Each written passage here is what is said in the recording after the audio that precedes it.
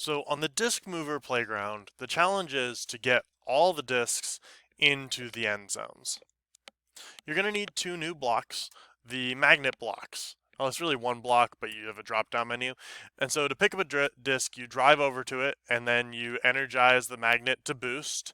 And then to drop a disk, you go where you want it, and then energize magnet to drop. Pretty simple. Basically, pick up, drop.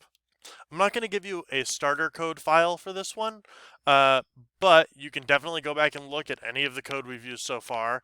And I think you're going to really want to have the drive to XY function. So that's the one that takes the X and the Y parameter, and it looks exactly like this. Basically what it's doing is it's figuring out, I'm here, what's the difference between where I am and where I want to be for X, and then doing the same thing for Y. That way you can just tell the robot, go to this XY position, and it'll go. It's really nice.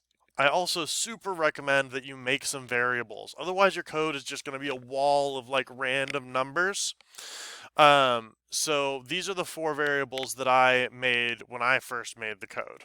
At the end of it, you're going to turn in snips showing all of your code for this activity.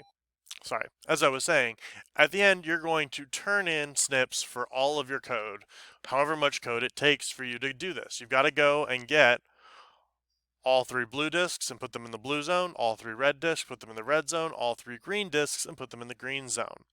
Now, using all of my powers, I was able to do this in 29 blocks, including 2 blocks to make it go full speed.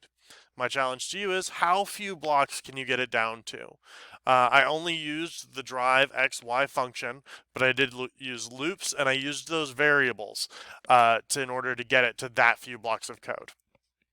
Oh, and of course you'll need a snip showing that you actually managed to get all of the disks into the end zones.